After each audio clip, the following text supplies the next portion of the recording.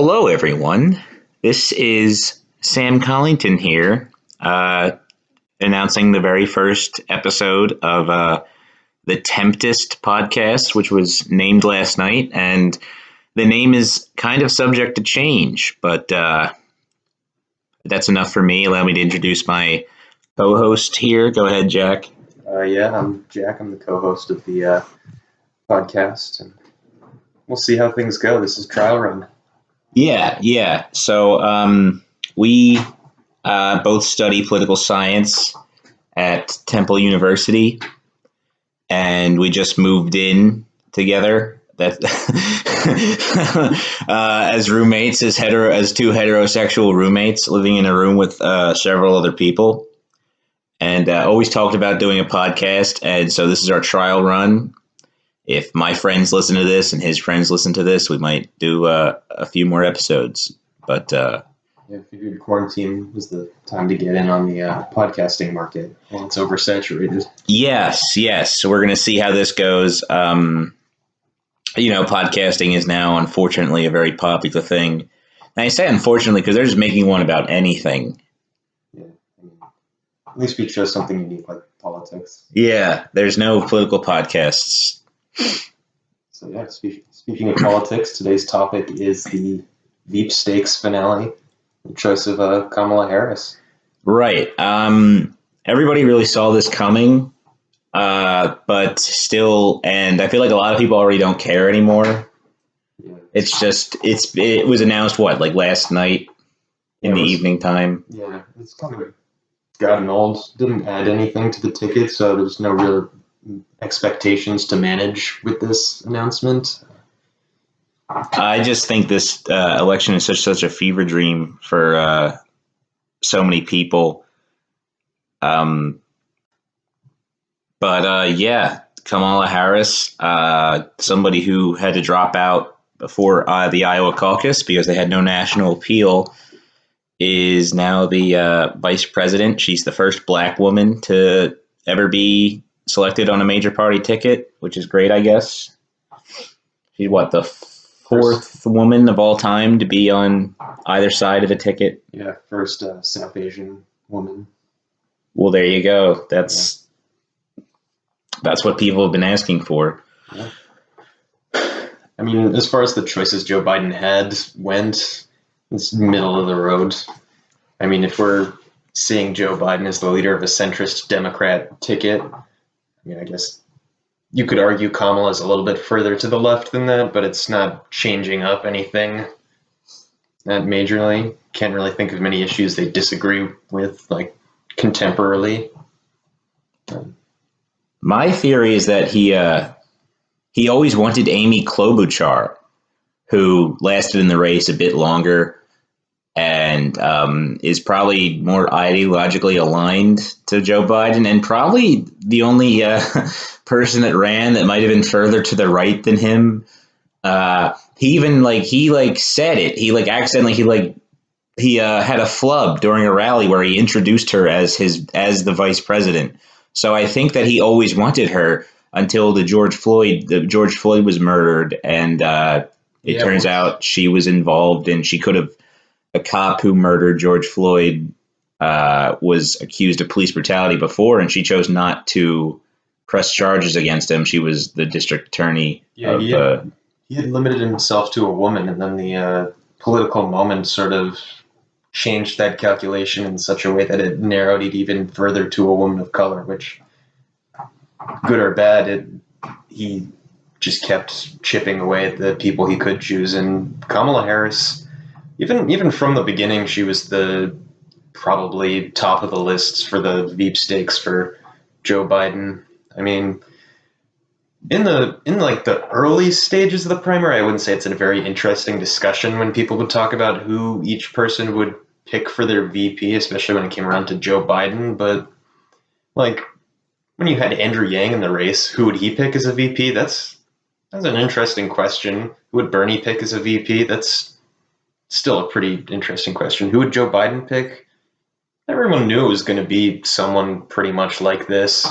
He'd try and pick someone young to take up the mantle of the Democratic Party, someone who would run after he chooses not to seek a second term.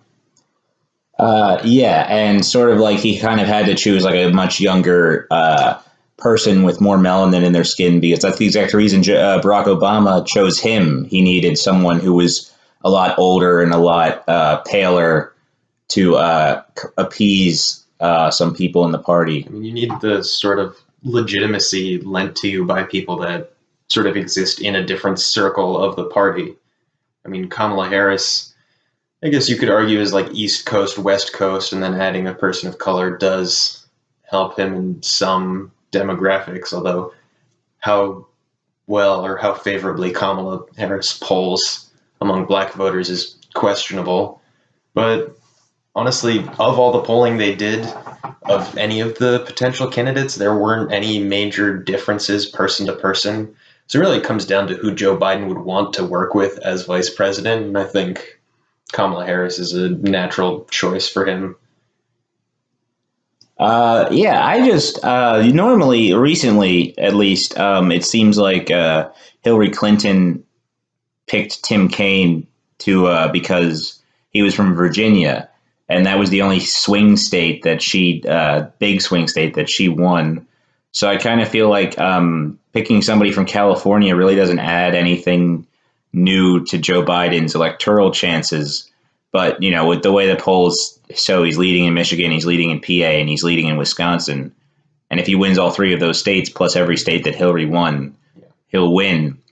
But also, I just feel like there's a lot of prominent Democratic women from swing states that people were like saying he would pick, like the legless senator. who's the woman with no legs in the Senate?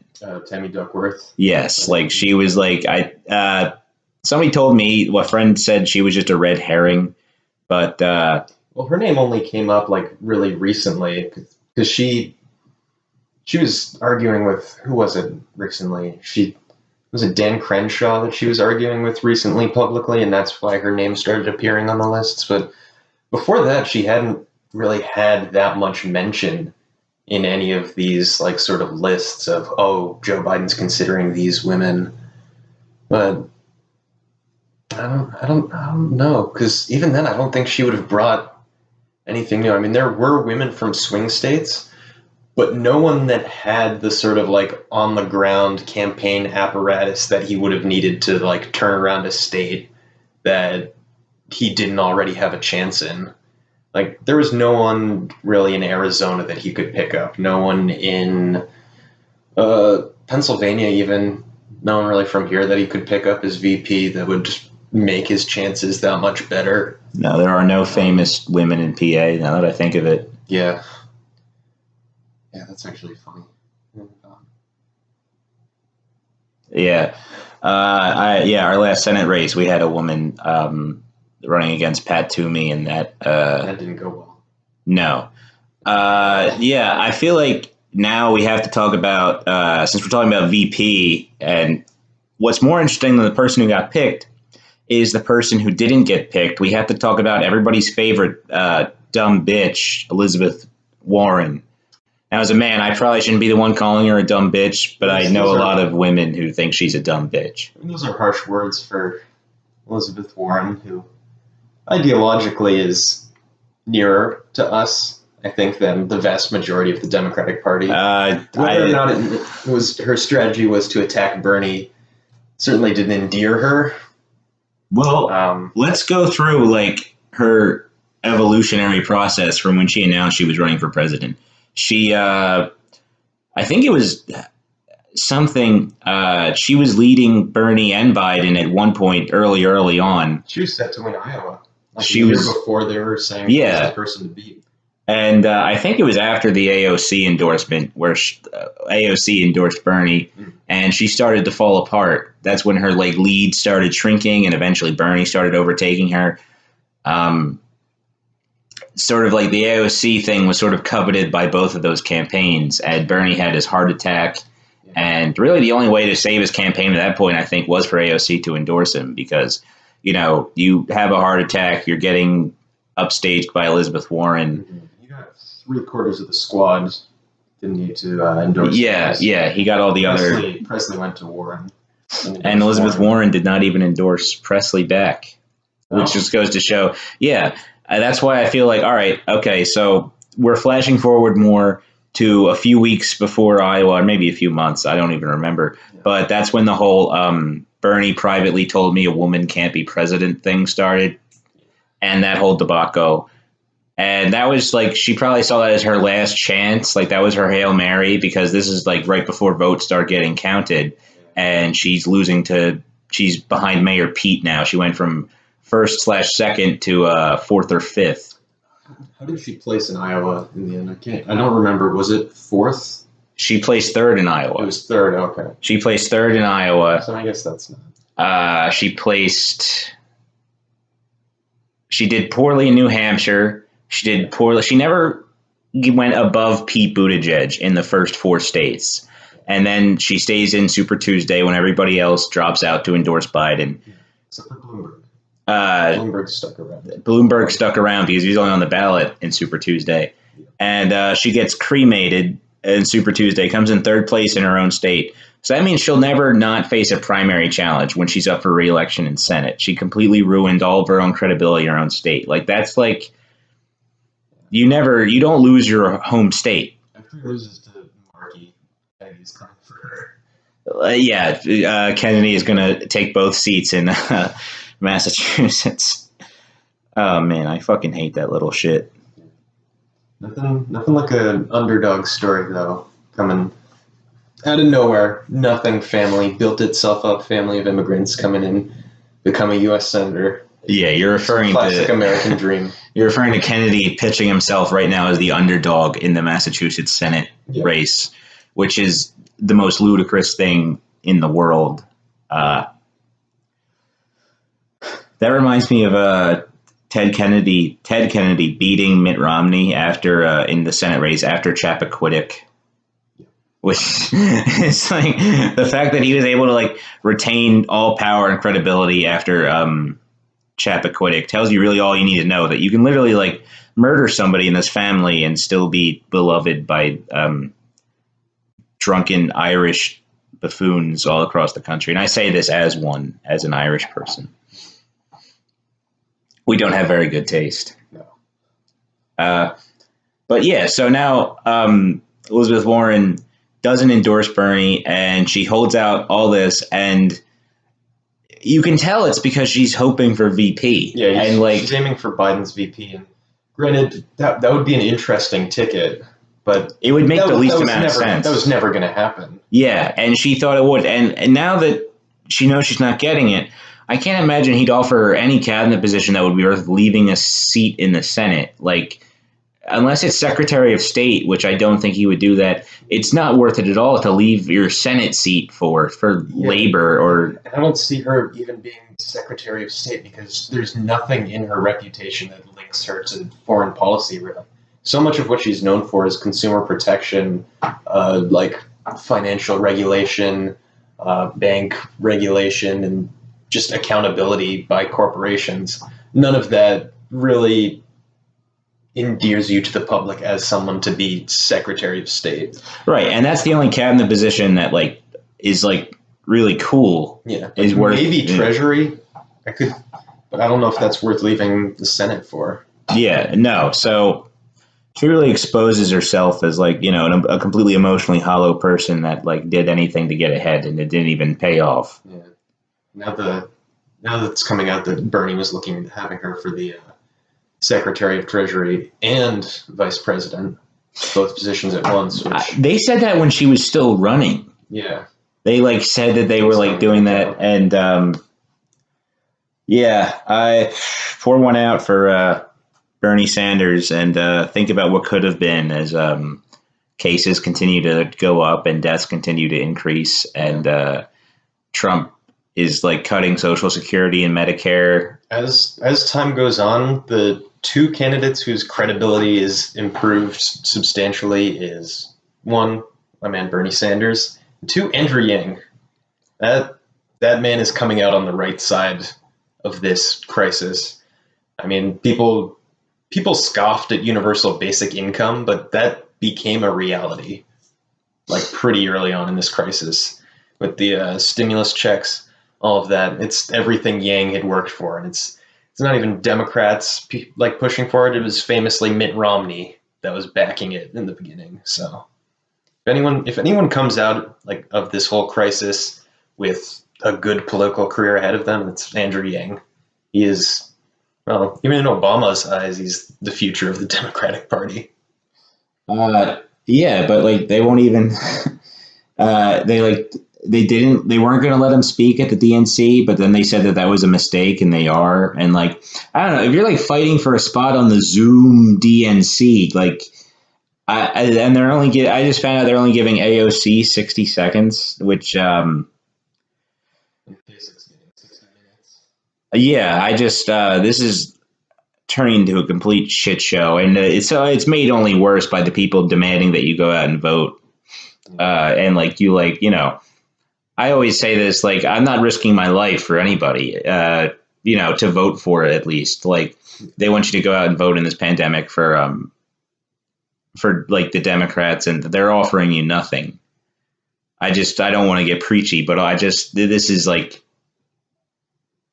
is totally ridiculous. All these people, like you're still demanding I go out and vote when we're like re-entering feudalism. I mean, we may say that, but ultimately, I think you've brought this point up several times. You would much rather protest neoliberalism than fascism. I don't think but would Biden really, if he were to win, he wouldn't undo any of the bad things Trump's done. Like no president's ever undone stuff. They've just advanced. I think there's a slate of issues that he would certainly start to take a different position on. One is Paris Climate Accords. He would definitely reverse that.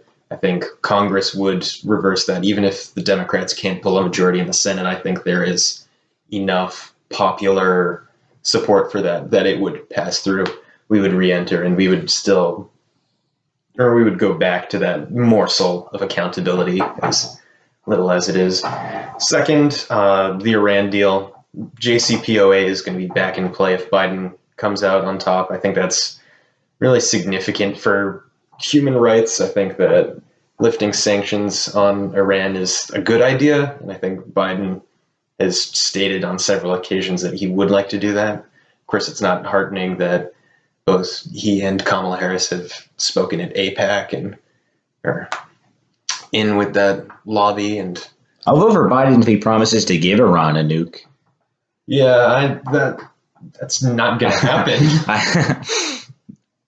I would be more. I'm waiting for Biden to, as the Republicans think he's going to pledge allegiance to Hezbollah. Yeah. Which would be, speaking of which, we got to bring this up real quick. This VP stuff is getting kind of boring. Did Israel bomb Lebanon? Jack knows a little bit more about foreign policy than me.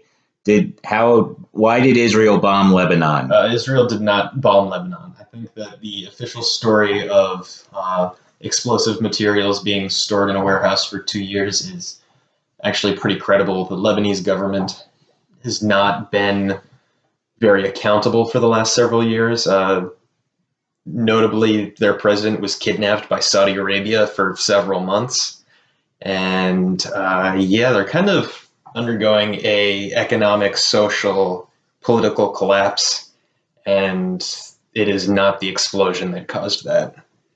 So as much as it may seem like it would be Israel's sort of way in to sow discord, I think that it is general administrative incompetence that is bringing down Lebanon from the inside. Yeah, well, I mean, people are saying that like Israel's getting more like aggressive because they're worried Trump won't get a second term. Yeah, I think they are definitely worried that they won't be able to sort of flex their muscles as much in a Biden presidency. But also, I think Netanyahu's in such a precarious position as is that he knows if he does not come out on top in any sort of conflict, internal or external, it is over for him. He is losing the ground he stands on as the corruption trial continues. Bibi is a very resilient man, and I think the Israeli people will come to love him for the warm leader that he is. And I don't, I call me crazy, but I don't think they hate him. I think they hate Arabs more than they hate him. So I think he's going to be here to stay for a while. We'll see. I hope they're making steps towards resolving some of their government corruption, and I guess Benny Gantz, he's still a right wing sort of figure, at least from the perspective I stand from, but I think he's better. I guess a military man is more up and up, at least corruption wise, than Netanyahu. Not to mention that Netanyahu's son is a known grifter and terminally online.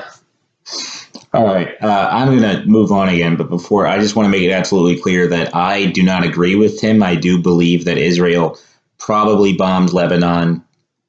That being said, what's going on in Belarus? Why is that getting no coverage from the United States media at all? Why is there's no talk about what's going on in Belarus, and it's actually really insane. Yeah, I haven't been following Belarus like I should, but what was the results? The quote unquote 80 to 20%. Now there's riots in the streets. So they have this president who's been in power since the fall of the Soviet Union. So we're talking he's been in charge since the 90s. And people they do paper ballots. Yep. And people folded their ballots a weird way to prove that they weren't voting for him. And he still somehow gets 90% of the vote or something insane like that. And now there's just been riots in the street have erupted, and it's going full revolution mode. And he is hiding, or he's fled. He's fled the country, and it's just completely insane. There's a full-fledged revolution on something in the former part of the former Soviet Union. From what I've been following, it maps on very similar to the conflict in Ukraine. The sort of revolution, or not quite revolution, but certainly the disarray that erupted from a contested election. And I don't know how it's going to come out. I think it's going to be a pretty similar result where this sort of dictatorial figure sort of slinks away to Russia to live in whatever fortune Putin has arranged for him. But I don't know. I haven't been following it like I should. Do the people of Belarus love Nazis as much as the Ukrainians do? No, I do not believe they do. All right, yeah, because I know Ukraine has a lot of memorials to Nazis still around, and they will not take them down. They were freeing us. Yeah. But anyway, so the virus is continuing to get worse here in the United States. Russia says they have a vaccine. Sputnik V, as they call it. They'll never let that one go. And a lot of people are comparing the sort of chauvinism that people in the United States feel the total disbelief that Russians could possibly get a vaccine first. They're comparing that to the first reaction to Sputnik, where the United States was just totally shocked. They had such a high ego that they couldn't fathom the damn commies doing something first or doing something better. I mean, if anything, it's indicative of how opaque the entire vaccine process is on an international level. I mean, we've heard the accusations of China, Russia hacking US, British, Australian medical networks taking vaccine information. Shouldn't hack people, but I think there's certainly something insidious about the lack of transparency between nations that are ultimately trying to achieve the same ends. I think that cooperation is certainly better than the exclusivity that we're aiming for.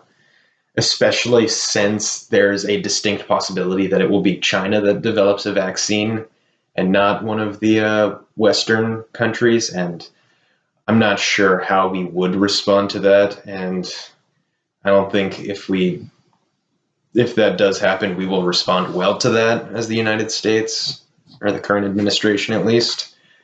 So I think that should certainly open open up a little bit more to perhaps working with international bodies, even in these areas that we traditionally do not get along with, whether that means peer review or actual collaboration. I think that our skepticism about the Sputnik vaccine proves that there is not the communication that needs to be going on right now. Yeah, certainly. And well, we all know that if Joe Biden gets elected, he'll just hand over everything we have to the Chinese Communist Party. Because, well, because they're both Marxists. Oh, definitely. I mean, it's Joe Lennon Biden. Yeah, yeah.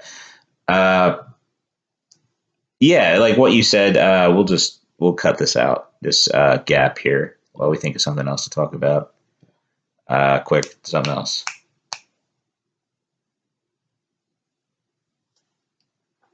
I mean, back to the Veep stakes, we're looking at like the general foreign policy trends of the entire ticket. It's moderate Democrat, like alleviate some sanctions on Venezuela, start to make some deals with Iran when it comes to nuclear weapons. Um, end the trade war with China. That's actually pretty good policy. I would support that. Probably bring back some version of the Trans-Pacific Trade Partnership, because I think that it's certainly the Obama administration saw that as a more useful tool to deal with China than outright tariffs, sort of forming economic alliances with its neighbors and increasing trade in like the South China Sea. I think that's something we're going to see a lot more of as a sort of response to China rather than like direct sanctions, banning members of the Communist Party or any sort of threat making like that.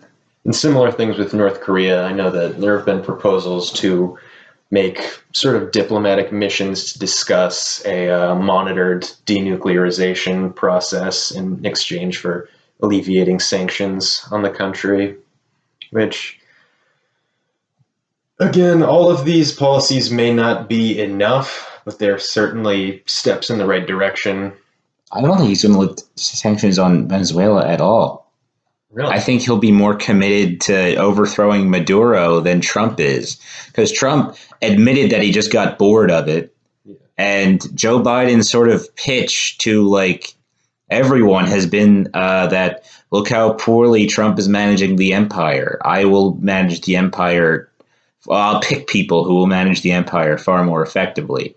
Because, yeah, Trump, like the worst thing about them as compared to, like, say, the Bush people is that they're bumbling morons. And you can say that's the best thing about them or the worst thing about them, depending on what your stance is.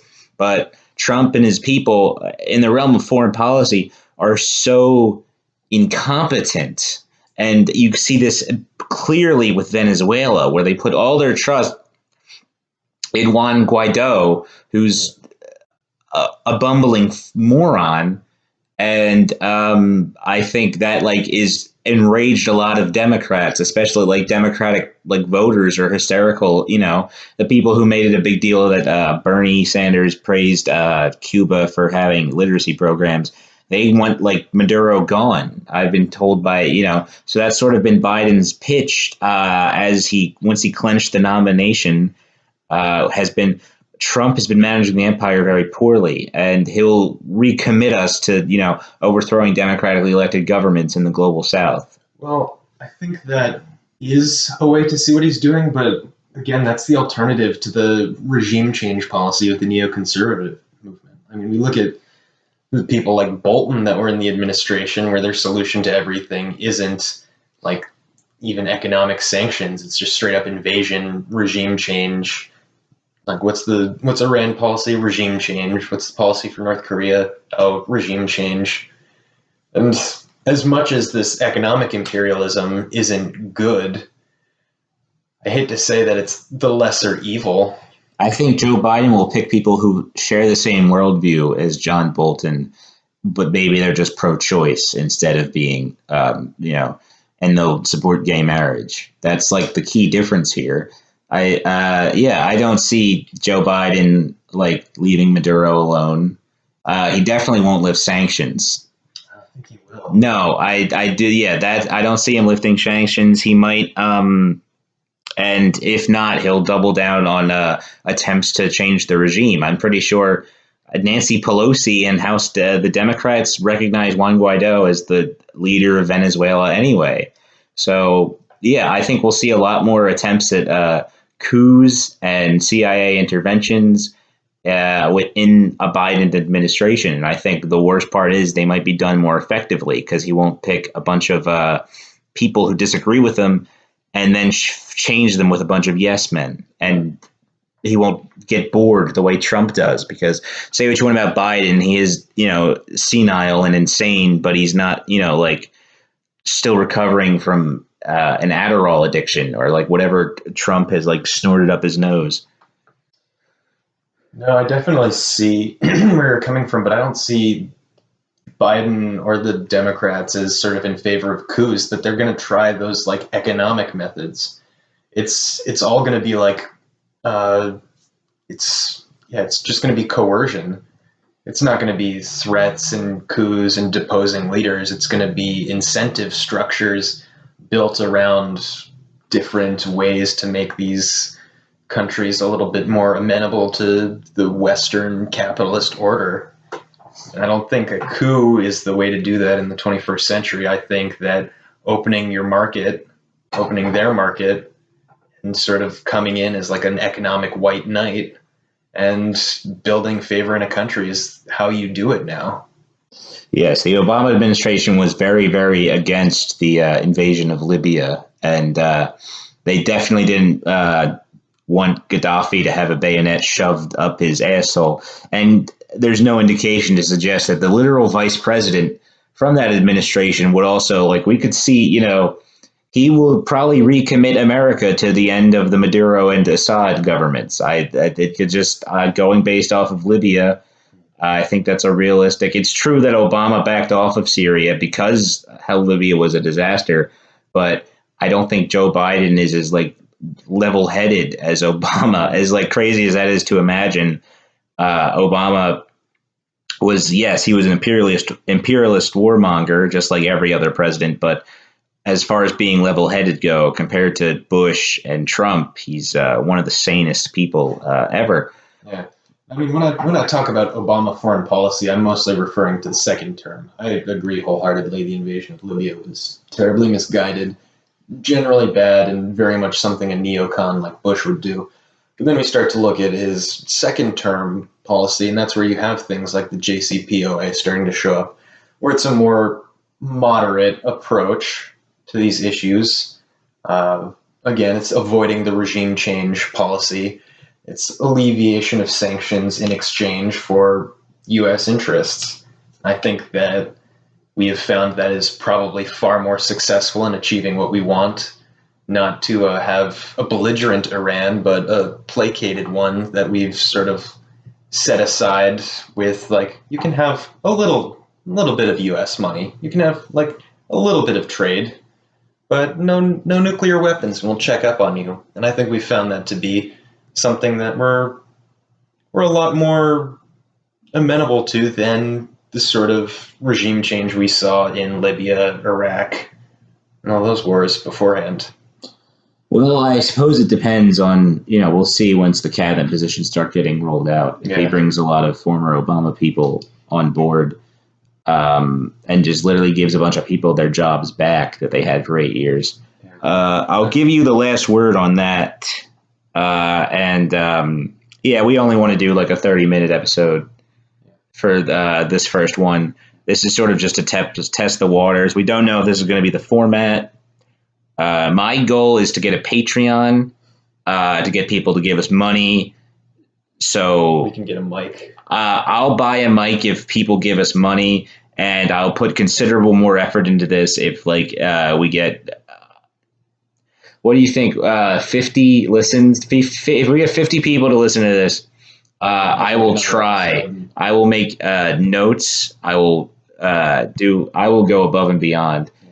And yes, my goal entire for this is entirely to find a way to like join the grift, the podcast grift. Want some of that Chapo money. Yeah, I do. I think I should be the next come town. Yeah, so we're gonna wrap up this episode. Thank you for listening. If you listened to the end, hopefully I cut out that part where we forgot what to talk about.